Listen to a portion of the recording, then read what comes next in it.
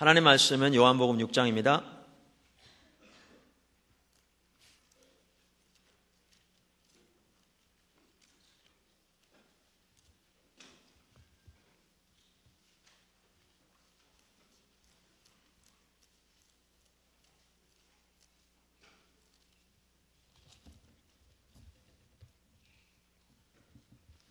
(53절) 예수께서 이르시되 내가 진실로 진실로 너희에게 이르노니 인자의 살을 먹지 아니하고 인자의 피를 마시지 아니하면 너희 속에 생명이 없느니라. 내 살을 먹고 내 피를 마시는 자는 영생을 가졌고 마지막 날에 내가 그를 다시 살리리니 내 살은 참된 양식이요 내 피는 참된 음료로다. 내 살을 먹고 내 피를 마시는 자는 내 안에 거하고 나도 그 안에 거하나니 살아계신 아버지께서 나를 보내심에 내가 아버지로 인하여 사는 것 같이 나를 먹는 그 사람도 나로 인하여 살리라. 아멘. 우리가 주일날 1부 예배, 2부 예배 시간을 통해서 교회의 비전을 살펴보는 중에 거짓 신앙체계에 대해서 지금 자세하게 살펴보고 있습니다. 오늘은 그 6번째 시간으로 하나님 중심적인 삶과 자기 중심적인 삶에 대해서 살펴보기 원합니다. 지난 시간에 거짓 신앙체계의 또 한 축인 인본주의를 살펴보면서 이 부분을 조금 살펴보았습니다마는 우리가 이 하나님 중심적인 삶과 자기 중심적인 삶을 이렇게 자세히 살펴볼 때 올바른 신앙이 무엇이고 또 거짓 신앙 체계가 무엇인가를 또 선명히 더 볼 수 있는 것 같더라고요. 그래서 우리가 오늘 다시 한번 그런 시간을 갖고자 합니다. 한마디로 말씀드리면 자기 중심적인 삶은 타락의 본질로서 그것이 바로 거짓 신앙 체계입니다. 그리고 올바른 신앙은 하나님 중심적인 삶입니다. 자, 그럼 첫째, 우리의 신앙은 하나님 중심적인 삶입니다. 그래서 헨리 블랙가비 목사님도 구원의 본질을 하나님 중심적인 삶이라고 말했고 자기 중심적인 삶을 타락의 본질이라, 죄의 본질이라 이렇게 얘기했습니다. 이것은 우리가 창조 때부터 하나님의 계획 가운데서 볼 수 있습니다. 하나님이 에덴 동산을 만드시고 인간을 창조하시고 그 안에 두시면서 거기에 선악과를 두셨습니다. 어떤 사람들은 선악과를 왜 하나님이 만드셔서 인간으로 하여금 먹게 하고 그래서 또 타락하게 했는가, 결국 타락의 원인을 제공한 분은 하나님이 아닌가라고 이렇게 말하는데요, 그건 전혀 하나님의 의도와 목적을 이해하지 못하는 바입니다. 선악과는 여러 가지 의미가 있겠지만 그 중에 두 가지 면에서도 아주 중요합니다.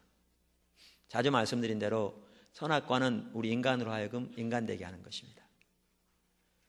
우리가 죄를 짓지 않되 죄를 지을 기회가 없어서 죄를 짓지 않는다면 그것은 진정한 거룩함이 아닐 것입니다.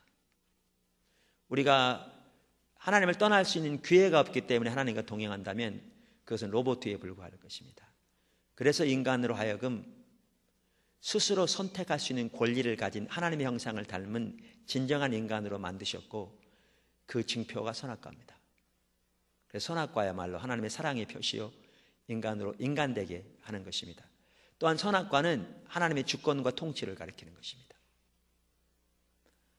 그래서 인간들이 하나님이 만드신 에덴 동산에 살 때 하나님의 주권과 통치 가운데 사는 것을 상징하는 것이 선악과입니다.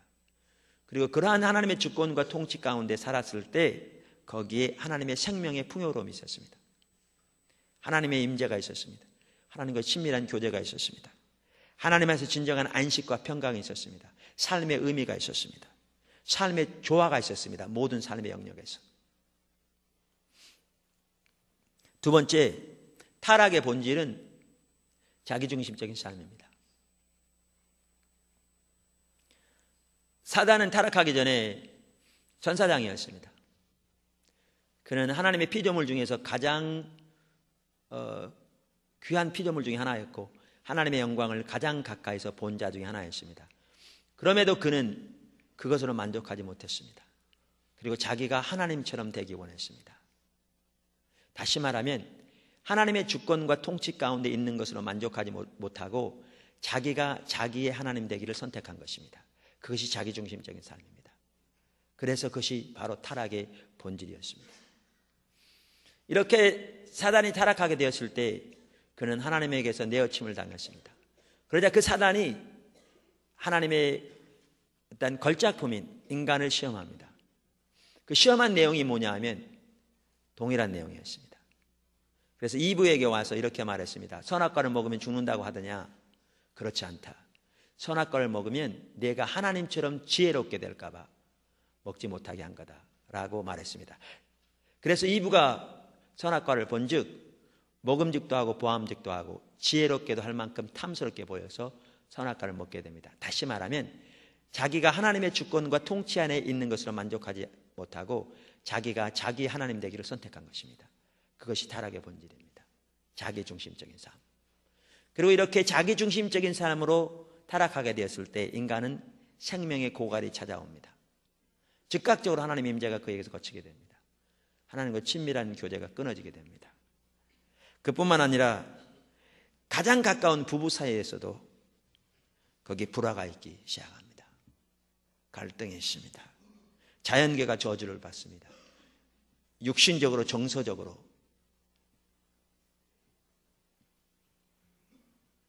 왜곡되기 시작합니다. 에덴에서 쫓겨가기 시작합니다. 안식과 평강이 거칩니다. 삶에서의 모든 조화가 거치게 됩니다. 그것이 타락의 결과입니다. 이처럼 자기중심적인 삶은 타락의 본질입니다. 그런데 조금 이따 보시겠지만 이 자기중심적인 삶이 바로 거짓신앙적입니다. 셋째, 하나님 중심적인 삶의 특징. 우리 신앙은 이처럼 하나님 중심적인 삶인데 그러면 하나님 중심적인 삶은 어떠한 특징을 가지고 있는가? 하나님 중심적인 삶은 크게 세 가지의 특징을 가지고 있습니다. 그게 뭐냐 하면 하나님의 자원으로 사는 삶이고 하나님의 목적을 위해 사는 삶이고 하나님의 방법으로 사는 삶입니다. 하나님 중심적인 삶은 하나님의 목적을 위해 하나님의 자원으로 하나님의 방법으로 사는 삶입니다. 우리는 예수님의 삶에서 이 부분을 잘 볼 수 있습니다. 여러분, 예수님은 철저하게 하나님 중심적인 삶을 사신 분입니다. 너무나 당연합니다. 지난번에도 말씀드린 대로 우리가 예레미야서를 보면요, 우리 신앙의 본질은 인격체신 하나님을 알고 그분을 우리의 전존재로 사랑하는 사람이죠. 우리의 신앙의 본질과 하나님 중심적인 삶과 하나님의 주권과 통치 아래 있는 삶과 하나님을 경외하는 삶이 다 연결되어 있다, 이렇게 말씀드렸습니다. 사실 같이 갑니다. 그래서 바꿔 말해서 내가 하나님을 알고 전존재로 사랑합니다 라고 말할지 모르지만 내가 자기중심적인 삶 가운데 빠져 있으면 나는 실제로 하나님 안 사랑하는 겁니다. 바꿔 말해서 내가 하나님 중심적인 삶 가운데 있습니다 라고 말할지 모르지만 내가 하나님의 주권과 통치 아래 있지 않으면 나는 실제로 하나님 안 사랑하는 것이고 하나님 중심적인 삶 가운데 있지 않는 것입니다. 이렇게 연결되어 있습니다. 당연히 예수님은 하나님을 알고 전존재로 사랑하는 삶 가운데 사셨습니다. 그래서 당연히 예수님은 하나님 중심적인 삶 가운데 사셨던 것을 우리가 이해할 수 있습니다. 그런데 성경을 보면 예수님은 철저하게 하나님 중심적인 삶을 사셨던 걸 볼 수 있습니다. 먼저 예수님은 철저하게 하나님의 자원으로 사는 삶을 사셨습니다. 하나님의 자원으로 사는 삶을 사셨습니다. 사실 오늘 본문에 보면 그 부분이 잘 나와 있는데요.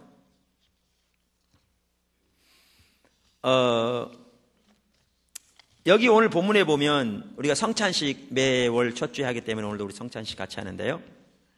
성찬식 하면서 이 구절을 우리가 많이 읽었습니다. 과거에도. 이 구절에 보면 우리의 신앙의 핵심에 대해서 말하고 있죠. 그래서 우리 신앙은 날마다 주님의 십자가의 공로를 믿음으로 의지하여 서는 삶이라는 거죠. 그것이 내 살을 먹고 내 피를 마시는 것을 의미합니다. 그리고 이렇게 날마다 순간마다 처음 예수를 믿을 때 그렇게 할 뿐만 아니라 날마다 순간마다 예수님의 십자가의 공로를 믿음으로 의지하여 설 때 우리는 예수님 안에, 예수님은 우리 안에 사시는 하나님과의, 예수님과의 친밀한 삶을 살 수 있다라고 말합니다. 그러면서 예수님께서 뭐라고 말씀하시냐면 여기에 보면 57절 이렇게 말씀하십니다.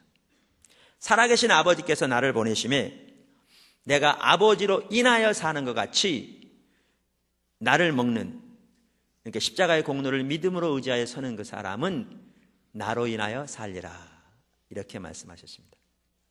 제가 이 구절을 이렇게 성찬식 할 때만 하더라도 여러 번 이 구절을 읽었는데요, 이 구절을 읽으면서 뭔가 이 말의 의미를 알 듯 말 듯 하더라고요. 그런데 하나님 중심적인 삶, 자기 중심적인 삶을 정리하면서 이 말의 의미가 무엇인가가 선명히 인식되어졌습니다. 예수님께서 말씀하시기를 나는 아버지로 인하여 산다, 이렇게 말씀하신 것은 한마디로 말하면 예수님은 철저하게 하나님의 자원으로만 사신다라고 말씀하신 것과 똑같습니다. 무슨 말인가? 예수님에게는 하나님의 지혜만이 자기가 의지하는 지혜였습니다. 예수님에게는 하나님만이 자신이 의지하는 능력이었습니다. 예수님에게는 하나님의 보호만이 자신이 의지하는 보호였고 하나님의 선함만이 자신이 의지하는 선함이었습니다. 제가 이 부분을 보면서 제가 신학교 다닐 때부터 잘 이해하지 못했던 구절을 선명히 이해하게 되었습니다. 그 구절이 무슨 구절인가 하면 한 번은 부자 청년이 예수님께 나와서 이렇게 물었거든요. 선한 선생이여, 내가 어떻게 하여 영생을 얻으리까? 그랬더니 예수님께서 이렇게 말씀하세요. 너는 왜 나를 선하다 하느냐? 선하신 분은 하늘에 계신 너희 아버지 한 분뿐이니라. 우리 아버지 한 분뿐이니라. 이렇게 말씀하세요. 그러니까 얼뜻 보기에는 예수님이 자신의 선함을 부인하는 것처럼 보여요. 근데 만약에 예수님이 자신의 선함을 부인하신다면 그건 신학적으로 심각한 문제거든요. 왜냐하면 그것은 예수님이 자신의 신성을 부인하는 말이기 때문에요. 예수님은 온전한 하나님이 우리 인간을 입고 이 땅에 오신 분이시거든요. 그리고 요한복음 여러 곳에서 또 다른 복음서에서 예수님께 직접 자신이 아버지와 하나라고 자신이 하나님의 아들 되심을 말씀하셨거든요. 그런데 왜 여기에서 예수님이 마치 신성을 부인하는 것처럼 이렇게 보이는, 자신의 선함을 부인하는 것처럼 보이는 이 말씀을 하셨냐는 거죠. 그래서 제가 신학대학을 있을 때 신학자들은 어떻게 이 구절을 이해하나 싶어서 여러 주석들을 찾아봤던 기억이 납니다.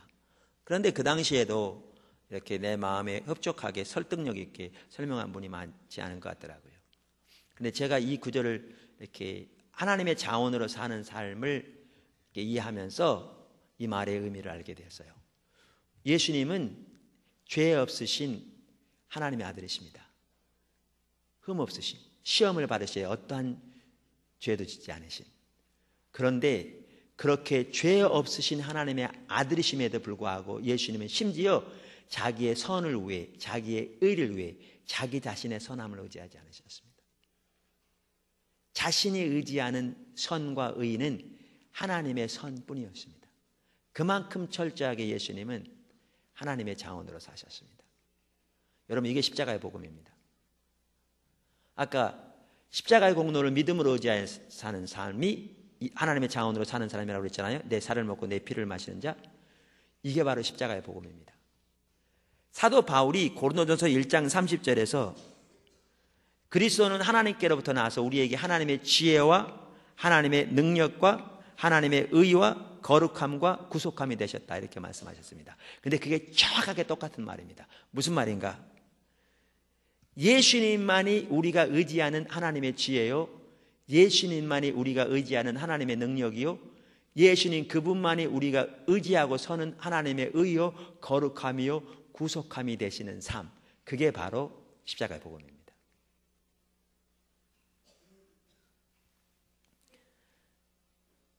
이 말은 그러니까 우리가 이 땅에서 아무렇게나 살아도 된단 말이 아닙니다. 그러나 우리가 바울이 말한 대로 율법의 의로는 흠이 없다고 말할 만큼 성경에 나오는 하나님의 말씀을 단 하나도 어기지 아니하고 다 지키는 그런 삶을 설령 산다 할지라도, 그건 인간적으로 불가능합니다. 설령 산다 할지라도, 그러나 자기 의를 의지하여 하나님 앞에 서는 것이 아니라 예수님만이 자기가 의지하는 의 되시며 거룩함 되시며 구속함 되시며 하나님의 지혜 되시며 능력 되시는 그 삶, 그게 바로 하나님 자원으로 사는 삶입니다. 그게 예수님이 말씀하신 겁니다. 뿐만 아니라 예수님은 철저하게 하나님의 목적을 위해 사셨습니다. 그래서 하나님만 기쁘시게 하기 원했습니다. 여러분 성경을 한번 보시죠. 다른 복음서에도 마찬가지입니다.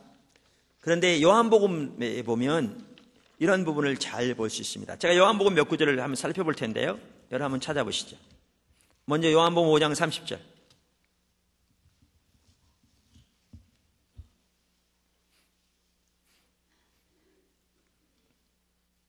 내가 아무것도 스스로 할 수 없노라.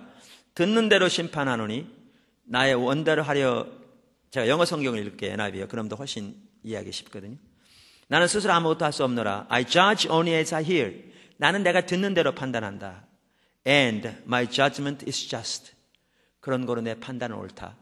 왜 판단이 옳은가? 자기 판단이 아니고 누구의 판단이기 때문에? 하나님의 판단이기 때문에. 그런데 하나님이 그 판단을 예수님에게 수시로 알려주신다는 거죠. 그래서 그 하나님이 주시는 판단대로 판단하니까 판단이 옳다는 겁니다. 그러면서 왜 그럼 하나님께서 자기에게 이렇게 알려주시는가? 수시로. For, 왜냐하면 이렇게 나와 있어요. 왜냐하면 I seek not to please myself but him who sent me. 나는 내 자신을 기쁘게 하려는 것이 아니라 나를 보내신 그분을 기쁘게 하려는 것이기 때문이다. 여기 보시면 예수님은 철저하게 하나님을 기쁘시게 하는 하나님의 목적을 위한 삶을 살았던 걸 볼 수 있습니다. 한 구절 더 보겠습니다. 한 구절이 아니라 다른 구절 더 보겠습니다. 8장 29절.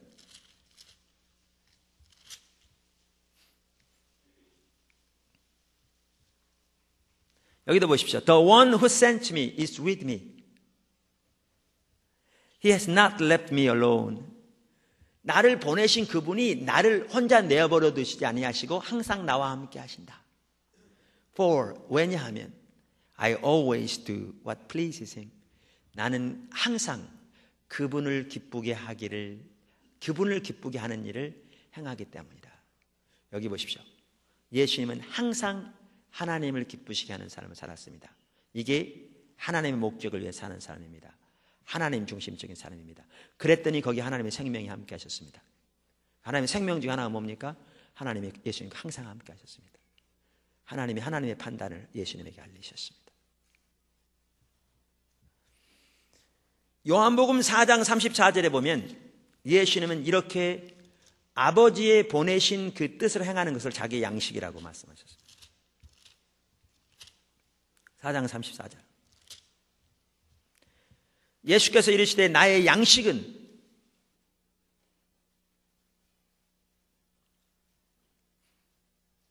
나를 보내신 이의 뜻을 행하며 그분의 일을 온전히 이루는 이것이니라. 보십시오. 예수님이 이처럼 철저하게 하나님의 목적을 위해서 하셨습니다. 목적이 이끄는 삶, 릭 워런 목사님 그 1장에서 하나님의 목적이 우리의 삶에 이루어지는 삶을 살려면 우리가 하나님의 목적을 위해 사는 삶으로부터 출발해야 한다. 그렇게 말합니다. 거기서 출발하지 않으면 절대로 그 자리에 이룰 수 없다고 말합니다.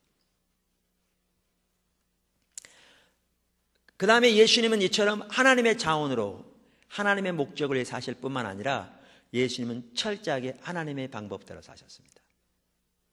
철저하게. 그래서 요한복음 5장 19절을 보십시오. 뭐라고 말씀하십니까? 내가 너희들에게 진실을 말한다. 진실로 진실로 너희에게 이르노니 I tell you the truth. The son can do nothing by himself. 아들은 자기 스스로는 아무것도 할 수 없다.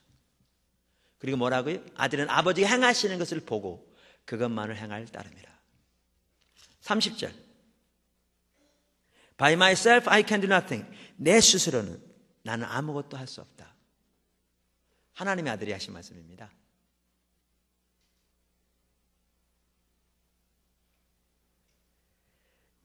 요한복음 7장 28절.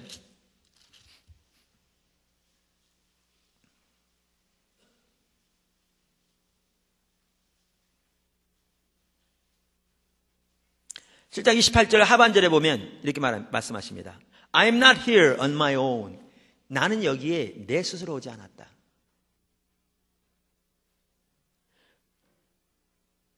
하나님은 자기 스스로 거기 오지 않았다고 말씀하십니다. 8장 42절에도 같은 말씀을 하고 계십니다.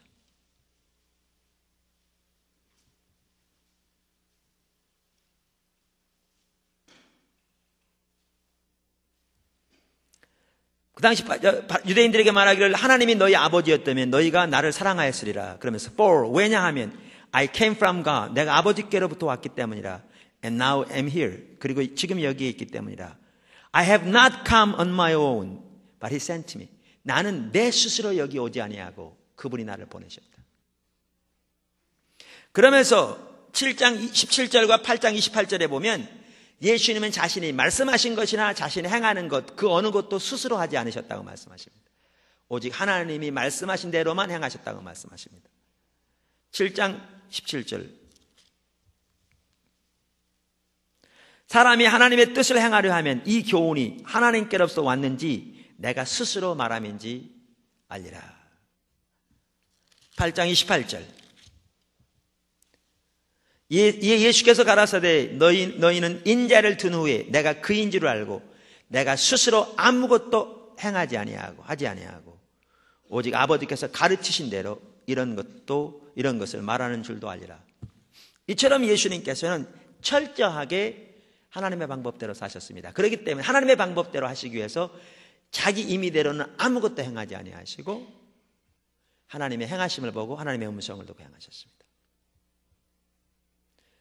하나님의 자원으로 하나님의 목적을 위해 하나님의 방법으로 사셨습니다. 이게 하나님 중심적인 삶입니다. 사역도 마찬가지입니다. 우리의 사역이요 하나님의 목적을 위해 하나님의 자원으로 하나님의 방법으로 하는 것입니다. 우리가 뭔가 하나님을 위해서 뭔가 열심히 하는 걸 말하는 게 아닙니다. 그래서 모세의 경우를 보십시오. 하나님께서 하나님의 목적을 보이십니다. 애굽에서 이스라엘 백성들을 건지시고자 하는. 그래서 모세가 하나님의 삶을 조정하여 하나님의 목적에 동참하되 그 일을 감당하는 것이 자기의 자원으로 하는 게 아니라 하나님의 자원으로 가능했고 자기의 방법대로 한 게 아니라 자기의 지혜를 따라 한 게 아니라 하나님의 방법을 따라 순종할 때 하나님의 능력으로 자원으로 일을 이루시면서 일이 이루어졌습니다. 성경에 나오는 모든 사역이 그렇습니다. 이처럼 하나님 중심적인 삶은 하나님의 자원으로 하나님의 목적을 위해 하나님의 방법대로 사는 삶입니다. 그리고 거기에 생명이 넘칩니다. 예수님의 삶에서 볼 수 있는 것처럼. 거기 하나님의 임재가 함께합니다. 거기 하나님과 친밀함이 있습니다. 거기 하나님의 보호가 있습니다. 하나님의 인도하심이 있습니다. 우리를 향한 하나님의 자원은 생각은 생명입니다. 복입니다. 에덴 동산에 그걸 보이셨고 그 이후로도 보이셨습니다. 근데 그것은 하나님 중심적인 삶에만 나타납니다. 넷째, 자기 중심적인 삶의 특징. 이처럼 하나님 중심적인 삶이 하나님의 목적을 위해 하나님의 자원으로 하나님의 방법대로 사는 삶이라면 이제는 자기 중심적인 그 타락의 본질이요. 그게 바로 거짓 신앙체계인데 이 자기 중심적인 삶은 역시 똑같은 세 가지 특징을 가지고 있습니다. 다시 말하면 자기 자원으로 사는 삶이요. 자기 방법대로 사는 삶이요. 자기 목적을 위해 사는 삶입니다. 그럼 하나하나 살펴보겠습니다.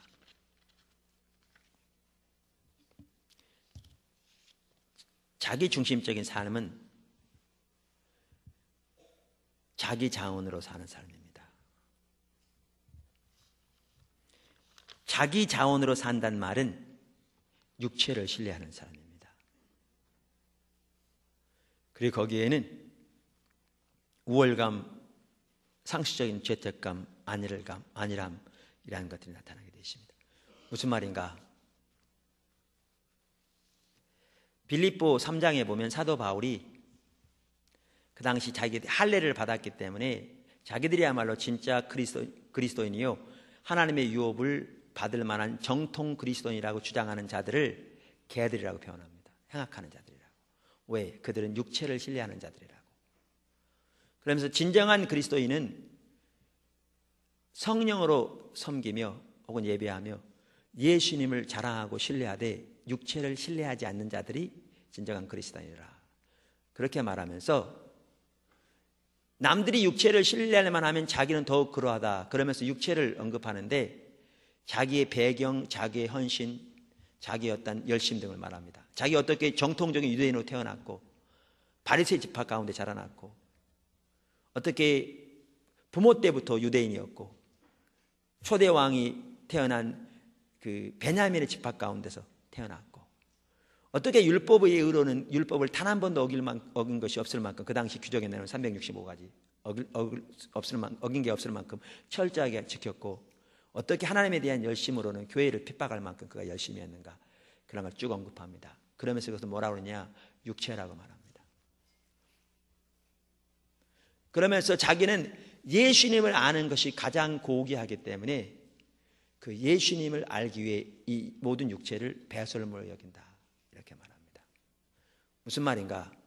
우리가 신앙의 모양 바리새인들처럼 신앙의 모양 주일날 예배 빠지지 아니하고 올라오면 11조 열심히 드리고 헌금 봉사 열심히 하고 성경 많이 읽고 기도 많이 하고 금식 많이 하고 이렇게 신앙의 모양은 있을지 모르지만 하나하나 다 중요합니다. 그러나 그 모양이 있을지 모르지만 자기 자원으로 살면 육체를 의지하게 되어 있습니다. 그래서 뭐가 있느냐? 잘한 사람은 자부심이 있게 되어 있습니다. 때로는 자기 교파, 때로는 교회의 사이즈, 때로는 자기 학식, 세상에서 부나 지위는 말할 것도 없고요. 자기 열심, 자기 헌신 이러한 것들로 인하여 자부심을 가지면 그건 실제로는 주님이 자기의 자부심이 아니고 육체가 자기의 자부심입니다. 이들은 자기 자원으로 사는 사람입니다. 바리새인이 그랬습니다. 그래서 그들은 영적인 우월감이 있었습니다. 육체를 의지하기 때문에. 근데 이렇게 육체를 의지하면 이게 자기중심적인 삶입니다. 이게 타락의 본질입니다. 거기에는 어떠한 하나님의 진정한 생명도 없습니다. 왜냐하면 그가 의지하고 서는 것이 주님이 아니고 결국은 자기 헌신, 자기 노력, 자기 열심, 자기 부, 자기 소유, 자기 능력이기 때문에 그렇습니다. 말씀드렸는데 예수님은 죄 없으신 하나님의 아들임에도 불구하고 죄 하나도 없으신 그분임에도 그분은 자기의 선을 위해 자기 자신의 선을 의지하지 않았다니까요. 하나님의 선만이 자기가 의지하는 선이었다니까요. 아까 십자가의 복음 말씀드리면서 우리가 바울처럼 율법의 의로는 흠이 없다고 그렇게 살았을지 모르지만 그렇게 사는 사람 쓸지는 없죠. 그러나 그랬을지 모르지만 우리가 하나님 앞에 의지하고 서는 것이 내 헌신이나 내 노력이나 내 순종이 아니라 예수님 그분만이 우리가 하나님 앞에 의지하고 서는 의요 거룩함이요 구속함인 그것이 바로 십자가의 복음이라니까요. 여러분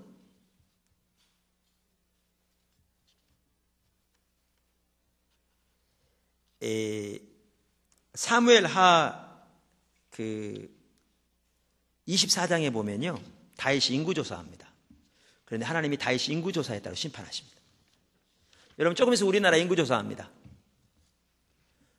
인구조사에 여러분 열심히 참여하십시오. 국정홍보처에서도 이렇게 광고하듯이 인구조사에 열심히 그대로 잘 참석해야 국가에서 우리나라의 미래에서 계획도 세우고 하니까 꼭 참석하십시오. 자, 그러면 인구조사 한 게 잘못된 겁니까? 왜 하나님은 다윗이 인구에 조사했다고 해서 심판하십니까?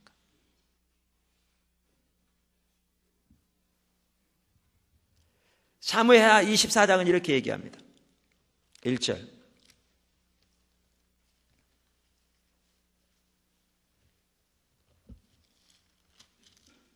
여호와께서 다시 이스라엘 향하여 진노하사 저희를 치시려고 다윗을 감동시키사 가서 이스라엘과 유다의 인구를 조사하라 하신지라. 여러분, 어떻게 보면 하나님이 시켜놓고선 하나님이 심판하시느냐 이렇게 말할 수 있어요. 그런데 여러분들이 이 구절을 보다 잘 이해하려면 역대상 21장에 보시면요, 똑같은 내용을 다루고 있는데 거기에 보면 사단이 다윗에게 인구조사를 꼬십니다. 그럼 왜 여기 사무엘 하는 하나님이 하셨다고 말하느냐? 여러분, 구약 성경에 보면, 신약 성경도 마찬가지입니다만 사단이 궁극적으로는 하나님의 통치 아래에 있는 것을 보이기 위해서, 예를 들면 사울의 경우에도 여호와께서 부리시는 악신이 사울에게 임함에 이런 식으로 표현되어 있고, 여기도 이렇게 표현되어 있습니다. 하나님의 주권을 알리시기 위해서. 실제로 사단의 그 모든 하나님을 대적하지만 그가 그 모든 뜻을 자기 임의로 동원하여, 그러나 그 위에 하나님의 주권이 있는 것을 성경이 명백하게 말씀하고 있습니다. 자, 그러면 여기 보시면 사단이 그를 시험하여 인구조사하게 합니다. 그래서 하나님은 인구조사하는 결과로 그를 심판하십니다. 왜 인구조사가 문제입니까? 이게 문제입니다. 여태까지 다윗은 하나님만이 자기가 의지하는 힘이었는데, 자기 나라의 보호를 위해서건 적국으로부터의 보호를 위해서건, 그런데 그가 자기 자원을 의지하기 시작한 겁니다. 군사력을 의지하기 시작한 겁니다. 하나님 중심적인 삶인 하나님의 자원으로 사는 삶에서 자기 자원으로 사는 삶으로 전락한 것입니다. 이게 타락의 본질입니다. 그래서 그게 심판이 있습니다. 여러분, 오늘날 교회에서 우리가 열심히 신앙생활 할지 모르지만 다 하나님 중심적으로 삶을 산다고 말할지 모르지만 우리는 너무나 많은 경우에 자기 자원을 의지하여 삽니다. 그게 타락의 본질입니다.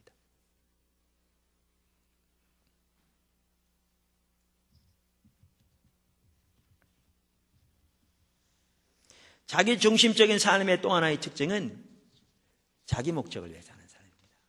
사실 그래서 자기 자원으로 사는 사람이 그게 율법주의고요. 그래서 자기 중심적인 삶이 거짓신앙책이라는 거예요. 그게 율법주의고요. 한편으로 보면요, 자기 목적을 위해 사는 삶이 그게 기복신앙입니다. 하나님이 수단 되어지고 자기가 목적 되어지고,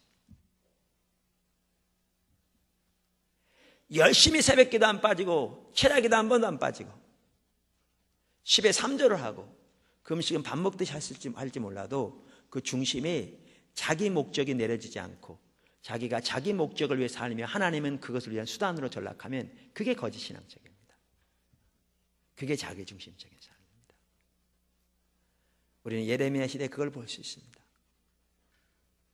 그들에게 결코 헌신이 부족해서 하나님이 심판하지 않으셨습니다. 예배가 부족해서 심판하지 않으셨습니다. 신앙적인 성경적인 지식이 부족해서 심판하지 않으셨습니다. 그들이 중심에서 하나님을 떠나 자기 중심적인 삶 가운데 빠져 있었기 때문에 심판하셨습니다. 이처럼 자기 중심적인 삶의 또 한 가지 특징은 자기 목적을 위해 사는 삶입니다. 그런데 아까 말씀드린 대로 자기 목적을 위해 사는 사람들의 전형적인 특징은 자기를 기쁘게 하는 것입니다.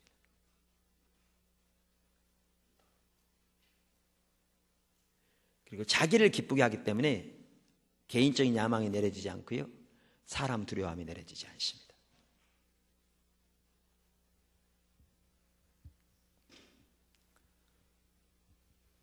우리 성경을 한번 보겠습니다.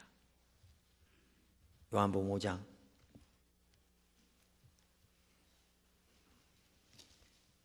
여러분, 제가 여러분에게 물을게요. 만약에 여러분들이 바리새인들에게 여러분은 하나님을 기쁘시게 하는 삶을 삽니까? 자기를 기쁘게 하는 삶을 삽니까? 라고 물으면 그들은 뭐라고 대답했을까요?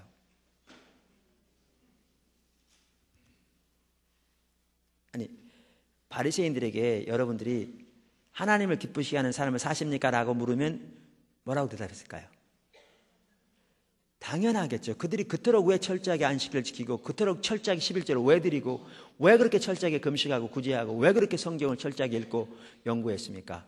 하나님을 기쁘시게 한다고 생각했겠죠. 그런데 예수님은 그들에게 뭐라고 말씀하십니까? 그게 요한복음 5장에 나옵니다.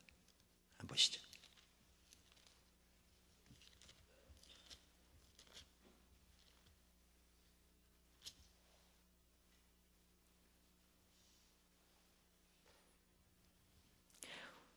우선 41절에서 예수님 뭐라고 그러시냐면 나는 사람에게서 오는 영광, 칭찬은 구하지 않는다. 이렇게 말씀하시면서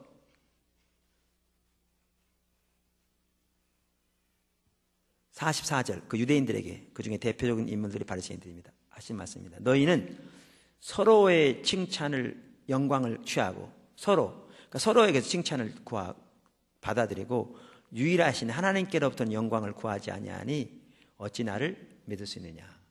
자, 이 말입니다. 근데 예수님은 한마디로 말하면 너희는 하나님을 기쁘시게 하지 않는다. 너희는 하나님의 칭찬을 구하지 않는다. 본인들은 뭐라고 그러는데요? 누구보다 하나님을 기쁘시게 한다고 생각한대요. 근데 왜 그런 줄 아십니까? 왜 이런 문제가 있는 줄 아세요? 이 차이 때문에 그렇습니다. 우리는 많은 경우에 여러분 하나님 기쁘게 하십니까? 당연히 하나님 기쁘게 하는 사람을 사니까 주일날 교회에 나왔죠. 그죠? 근데 그렇다면 바리새인들은 우리보다 훨씬 더 기쁘게 했죠. 근데 우리는 왜 그렇게 생각하냐 하면요, 하나님 기쁘게 하는 삶을 살기 원하잖아요. 당연히 원치 않는 사람 누가 있습니까, 우리 중에. 그런데 우리는 이런 마음이 깔려 있는 것 같아요. 하나님도 기쁘게 하고 나도 기쁘게 하고. 근데 그러면 실제로는 나를 기쁘게 하는 것이 하나님을 기쁘게 하는 게 아닙니다. 왜냐하면 그 마음에서는 나를 기쁘게 하는 범위 내에서 하나님을 기쁘게 하게 돼 있거든요. 바리새인들이 그것이 문제였습니다. 그들은 당연히 하나님을 기쁘게 한다고 자부했습니다. 누구보다 자부했습니다. 근데 그 중심에 자기를 기쁘게 하는 게 내려지지 않았습니다. 그러니까 실제로는 자기를 기쁘게 하는 사람을 살았습니다. 그래서 예수님이 하신 말씀이 그 말입니다. 나는 나를 기쁘게 하려는 것이 아니고 하나님을 기쁘게 하려는 것이라. 하나님을 기쁘게 하는 삶을 살려면 나를 기쁘게 하는 삶이 내려져야 합니다. 그렇지 않으면 실제로는 하나님을 기쁘게 하는 삶이 아니라 자기를 기쁘게 하는 삶입니다. 그래서 자기를 기쁘게 하는 삶을 살면 거기에 내려지지 않는 게 뭐냐? 개인적인 야망이라니까요.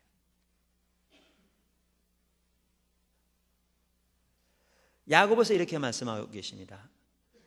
너희 가운데 독한 시기와 다툼이 있으면, 그 다툼이 영어 성경에는 selfish ambition이라고 했어요. 개인적인 야망. 너희 가운데 개인적인 야망이 있으면 자랑하지 말라. 그때 나오는 지혜는 위로부터 온 게 아니라 세상적이요, 정욕적이요, 마귀적이라고 했어요. 자기중심적인 삶 뒤에 누가 있다고요? 사단이 있다고요. 그런데 개인적인 야망이 있으면 그 뒤에 누가 있느냐? 사단이 있습니다. 왜요? 이게 자기중심적인 삶의 열매이기 때문에 그렇습니다. 여러분 사울 아시죠? 초대왕 사울, 이스라엘 귀한 왕입니다. 여러분 우리 사울 하면 인식이 안 좋습니다. 근데 사울의 생애를 자세히 보십시오. 한편으로는 귀합니다. 우선 그는요, 다른 사람과 서면 고개 하나만큼이 더 컸어요. 그 당시에는 이렇게 힘이 세야 하는 게 중요하거든요. 힘이 곧 무기니까. 그리고 얼굴이 잘생겼어요. 카리스마적인 성격도 있었어요. 사람들을 그 앞에 압도할 만한, 그 사람들이 그 앞에 가면 그냥 기가 죽을 수 있는 그런 사람이었어요. 뿐만 아니라 하나님이 그를 부르실 때 성령이 얼마나 강력하게 임했든지 예언하는데 그 예언이 얼마나 강했든지 사람들에게 이렇게 그걸 뭐라 그래요? 소문이라고 그러나 아니면 그 사람들에게 이렇게 퍼지기를, 소문이 퍼지기를 기스의 아들 사울이 선지자 중에 한 사람이냐라고 풍문이 돌 만큼 그렇게 예언이 강했어요. 그런데 사울 보십시오. 한편으로는 하나님께서 사무엘을 통해 하나님이 뭐라고 하시냐면 사무엘이 가서 제사를 드려서 복을 빌어도 돼. 그때까지 기다리라고 그랬어요. 근데 그때 전쟁 상황이었거든요. 자기들은 군사해봐야 기껏 자기와 함께 있는 군사가 2,000밖에 안 되는데요. 상대방은 기병만 해도 6,000명이었어요. 오늘날 말하면 장갑차만 해도. 일반 병이요? 바다에 모래 같았어요. 이런 상태에서 일주일을 대치했어요. 여러분 같으면 할 수 있을 것 같으세요? 저 같으면 못할 겁니다. 일주일을 대치했어요. 근데 기다려도 일주일 돼도 안 왔어요. 그래서 사람들이 막 흩어지기 시작하니까 저 흩어진 사람들이라도 붙잡으려고 귀향에 전쟁에 나갈 바엔 제사를 지내고 나간다. 그래가지고 제사를 지냈는데 지내자마자 사무엘이 와서 왜 불순종했느냐고 기다라고 했는데 왕의 나라를 빼앗기게 될 거라고. 두 번째 기회를 줬습니다. 15장에 사무엘상 뭐라고 그랬죠? 하나님이 이제 아말렉을 심판하려 하십니다. 그러면서 그 당시에는 그렇게 심판했어요. 악한 나라들을 하나님이 도구로 사용했어요. 심지어 이스라엘 심판할 때는 하나님이 다른 나라들을 쓰시기도 하고요. 그래서 아말렉을 심판하기 위해서 이스라엘들을 쓰시면서 사울에게 가서 왕부터 시작해서 모든 생명 있는 건 다 죽이라고 했습니다. 심판하고 그들의 악이 하늘에 닿아서. 그런데 가서 다 죽이고 왕만 살려놨고요. 짐승도 다 죽이고 살찐 것만 살려놨어요. 프로테를 따지면 99.99%는 순종했어요. 그런데 하나님이 바로 불순종했다고 해서 그를 버리십니다. 그리고 다윗을 세우십니다. 우리가 보기엔 대단히 순종했는데, 근데 뭐가 문제인 줄 아십니까? 프로테지를 따지면 그럴지 몰라도 가장 중심적인 것은 그 중심에 개인적인 야망이 내려지지 않았습니다. 보십시오. 전쟁하고 난 다음에 곧바로 자기는 뭘 세웠는가? 자기 기념비를 세웠어요. 사울이 갔을 때 벌써 자기 기념비, 사무엘이 갔을 때 벌써 자기 기념비를 세워놨어요. 뿐만 아니라 왜 왕을 살렸는가? 그 당시에 그랬다고 그래요. 전쟁에서 이기면 상대방 왕의 목을 사람들이 보는 앞에서 짓밟는 게 승전의 기념이죠. 자기가 승전한 것을 드러내기 위해서.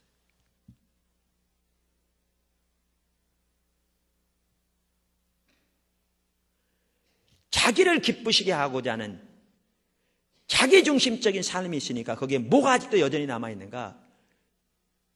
개인적인 야망이 그대로 남아있습니다. 그리고 이 토대 위에서 순종하는 겁니다.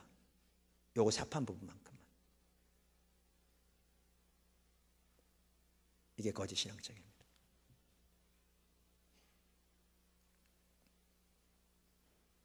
그게 거짓 신앙적입니다. 여러분, 신구약을 통틀어 보면요, 신약이건 구약이건 거짓 선지자들의 모습이 나옵니다. 거짓 리더들, 거짓 선지자뿐만 거짓 리더들 많이 나와요. 근데 대표적인 몇 가지만 보더라도 로마서 16장 17절 18절, 고린도서 11장 5절 13절 20절, 이사야서 56장 9절 12절, 그다음 뭐 엘리의 자녀들 이렇게 나옵니다. 그런데 이들의 공통적인 한 가지 특징이 뭔지 아세요?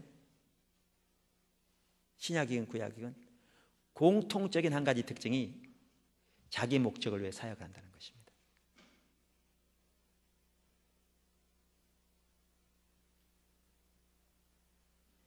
자기 목적을 위해 사역을 한다는 것입니다. 사역이 자기 목적을 위한 것입니다. 그게 타락의 본질입니다. 왜요? 자기중심적인 삶이기 때문에 그렇습니다. 사울이 그렇게 자기는 순종했다고 자랑할 때 사무엘이 하는 말이 순종이 제사보다 낫고 불순종은 우상숭배와 같은 죄라고 그랬습니다. 왜 그런 줄 아십니까? 자기중심적인 삶이 우상숭배이기 때문에 그렇습니다. 그게 타락의 본질이요, 그 배후에 사단이 있기 때문에 그렇습니다. 그것이 거짓 신앙책이기 때문에 그렇습니다.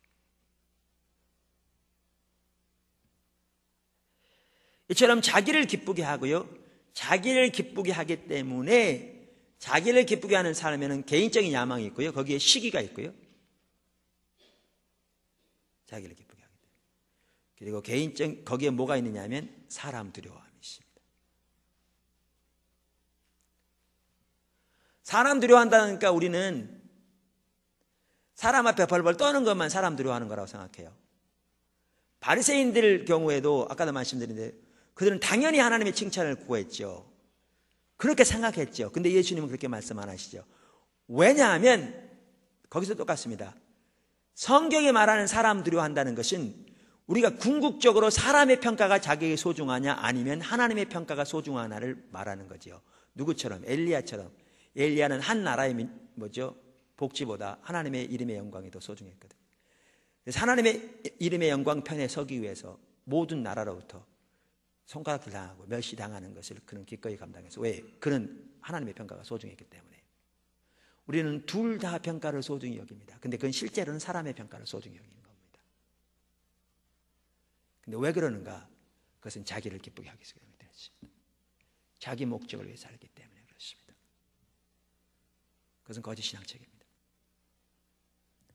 예수님 보십시오. 그러니까 예수님 그러잖아요. 아까 나는 하나님의 평가만을 소중히 여긴다. 여러분 사도 바울 보십시오. 내가 사람을 기쁘게 하려는 것이면 그리스도의 종이 아니라 나는 하나님만을 기쁘게 하기 원한다고 갈라디아서 1장 데살로니가서 1장에서 말씀하고 있잖아요. 여러분 오늘날 교회 가운데 우리의 신앙이 얼마나 사람 중심적인지를 아세요? 예배 순서, 설교의 메시지 내용, 사람들에 대하는 태도와 자세, 그 하나하나가 얼마나 사람들에게 잘 보여서 그들을 붙잡기 위한 건지 아세요? 우리는 다 하나님 기쁘시게 한다고 생각합니다. 우리는 다 하나님의 평가를 소중히 여긴다고 생각합니다. 근데 실제로는 전혀 하나님의 평가를 소중히 여기지 않습니다. 우리는 사람의 평가를 소중히 여깁니다. 이게 자기중심적인 삶, 거짓 신앙 체계, 타락의 본질입니다. 그러니까 하나님의 생명이 없는 겁니다.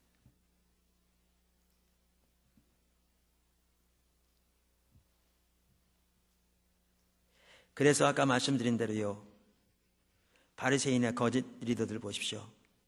그들은 부드러운 말을 하길 좋아하고요, 아첨의 말을 하기 좋아하고요, 자기 자랑하기 좋아합니다. 왜요? 그 모든 것들이 사람의 환심을 사기 위한 겁니다.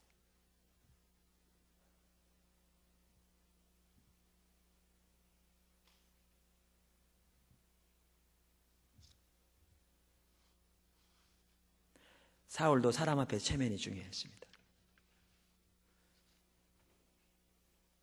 하나님이 벼렀다고 할 때에도 사무엘에게 강청하여 자기와 같이 가달라고 합니다. 왜? 그 당시 사무엘은 하나님의 선지자로 온 국민에게 받아들인 적이 있었기 때문에 그 시점까지도 사무엘이 동행해 줌으로써 결국은 사람들 앞에서 하나님이 자기와 함께 있다고 보여지게 해달라고. 사람의 평가가 아직까지 중요합니다. 하나님의 평가 앞에 가슴을 찢고 돌이키는 건 아직 없습니다.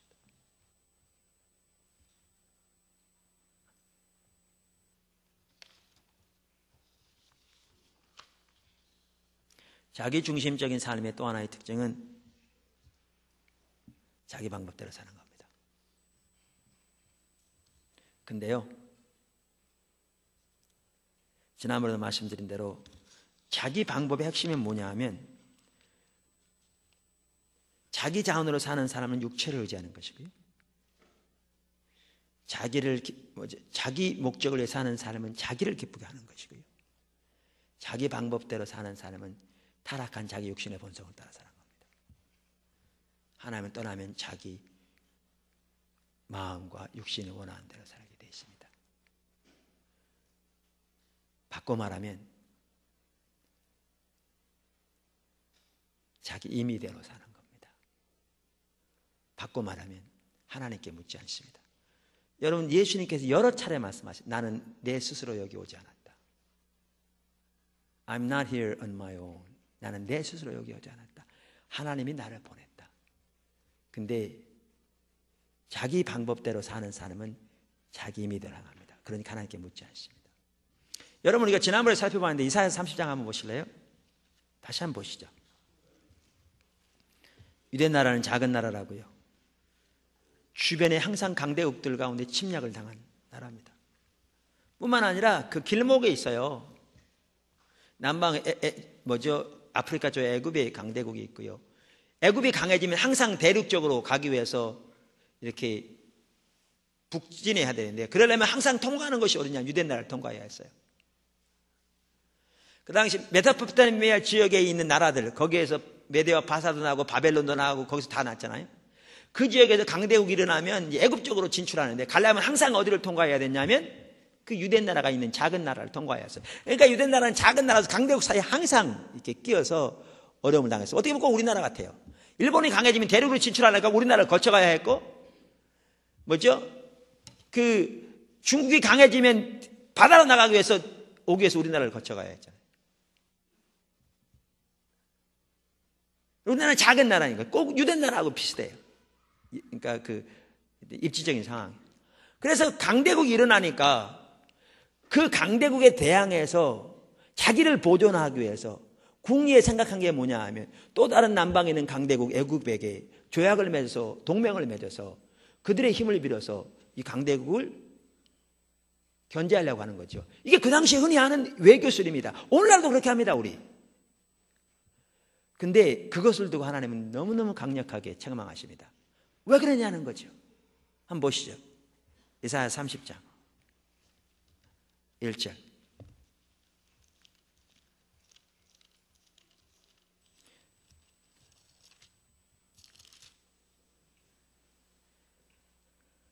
30장 1절이죠. 여호와께서 가라사대 화 있을진저. 벌써 이 말부터 얼마나 강력합니까? 패역한 자식들이여. 이 말도 얼마나 강력합니까? 그들이 계교를 베푸나. 이 말도 벌써 그 낌새를 볼 수 있죠.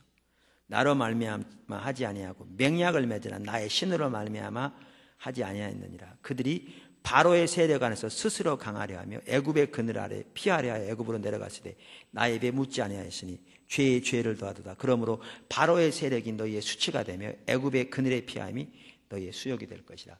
왜 그렇게 강력하게 말씀하고 계신가? 외교가 잘못됐단 말인가? 아닙니다. 뭐가 문제입니까? 하나님께 묻지 않았다는 겁니다. 하나님께로부터 오지 않았다는 겁니다. 스스로 행했다는 겁니다. 자기 방법을 따라 행했다는 겁니다. 근데 이 자기 방법 뒤에는 뭐가 있는 줄 아십니까? 불신이 있습니다. 결국은 하나님을 신뢰하는 하나님의 자원으로 의지하여 서기보다, 아까 하나님의 자원으로 사는 사람은 뭐라고요? 하나님만이 자기가 의지하는 보호요 힘인.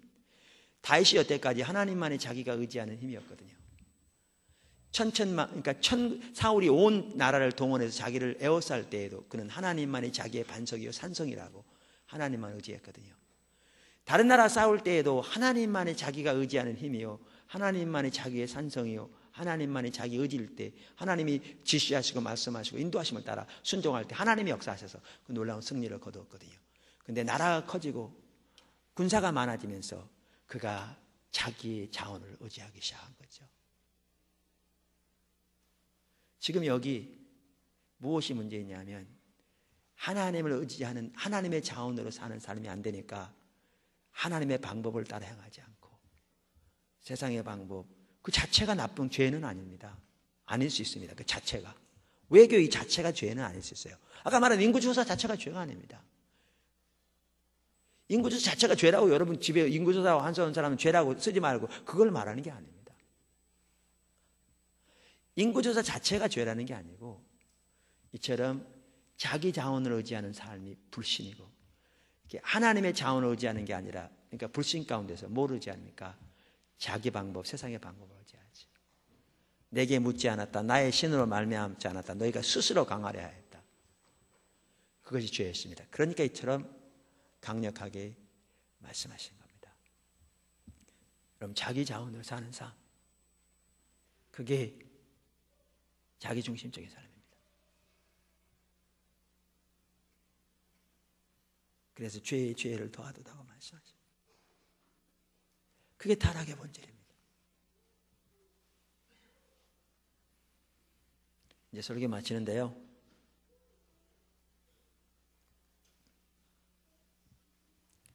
하나님은 하나님의 백성들을 하나님이 중심적인 삶으로 전환시키기 원하세요. 왜? 그래야 거기에 생명이 있기 때문에. 이스라엘 백성들 광야 생활을 보십시오. 하나님 뭐 하려고 그런 줄 아세요? 저희를 낮추어 겸손케 하사 어떻게 하기 위해서? 떡으로만 사는 것이 아니요 하나님의 입으로부터 나오는 그 말씀으로 사는 것을 가르치기 위함이라. 무슨 말이냐? 다시 말하면 자기 자원, 자기 중심적인 삶에서 하나님 중심적인 삶으로 전환시키기 위해서 광야 생활을 시킨 겁니다. 광야는 자기 자원을 의지할 게 없는 데입니다. 그래서 거기서 뭘 가르치시려고? 오직 하나님의 자원으로 사는 삶을 가르치시려고. 그게 그 말씀입니다.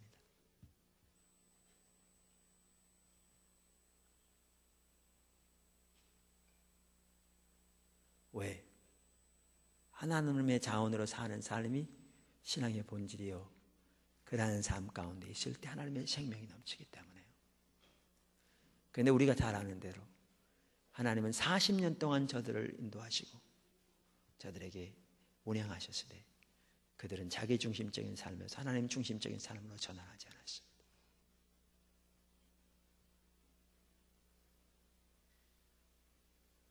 그래서 1세대는 흩어졌습니다.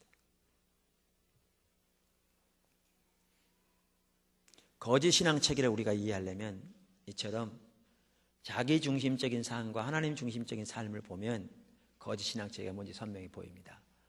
자기 중심적인 삶이 거짓 신앙 체계니까요. 그리고 우리가 내 자신이 지금 올바른 신앙 가운데 있는지 아니면 거짓 신앙자의 가운데 있는지를 볼 수 있는 또 한 가지 방법이 내가 지금 하나님 중심적인 삶 가운데 있는지 자기 중심적인 삶 가운데 있는지를 보면 알 수 있습니다.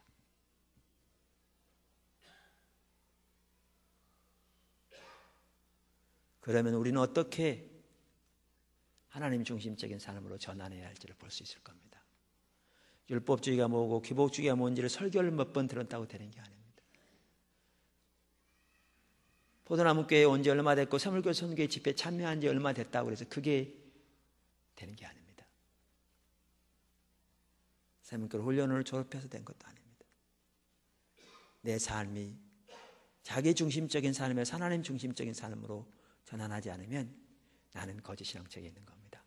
근데 그게 항상 한번 전환하면 계속 거기에 머무는 게 아니라 다윗이 그랬던 것처럼 오늘 하나님 중심적인 삶 가운데 있다가도 내일 자기 중심적인 삶으로 전락할 수 있는 걸 볼 수 있습니다. 그렇기 때문에 예수님께서도 자기를 따르는 그 12 제자들에게 바리새인의 노릇, 율법주의를 조심하라고 그토록 철저하게 강조했습니다. 왜? 순식간에도 빠질 수 있기 때문에 그렇습니다. 우리가 이제 기도하고 성찬을 대할 텐데 성찬의 의미가 뭐냐? 예수님의 십자가를 지심으로 우리를 위해 십자가 지심으로 우리를 주님의 십자가의 공로를 믿음으로 의지하여 하나님 앞에 오게 하셨는 바 주님만의 우리의 의되신 삶을 살되 이제 예수님이 하나님의 자원으로만 사신 것처럼 다시 말하면 하나님 중심적인 삶을 사신 것처럼 우리가 또한 하나님 중심적인 삶을 살도록 초청하시고 가능케 하신 것임을 인식해서 그 자리에 서기를 결단하고 그 자리로 돌아가는 것이 성찬에 참여하는 것이 된 줄로 믿습니다. 그래서 너희가 피로 값주고 사신 바 되었으니 이제는 너희를 위해 살지 말고 하나님을 위해 살라는 것이 바로 하나님 중심적인 삶으로 살라는 그 부분을 볼 수 있습니다. 성찬을 대할 때 하나님 비춰주신 대로 자기 중심적인 삶의 부분들이 보여지면 회개하고 전환하는 시간이 되었으면 좋겠고요. 하나님 중심적인 삶으로 전환하는 저와 여러분이 되시기를, 그리고 그러한 마음으로 하나님의 은혜를 구하여 성찬에 참여하는 저와 여러분이 되기를 주님의 이름으로 축원합니다. 기도하겠습니다.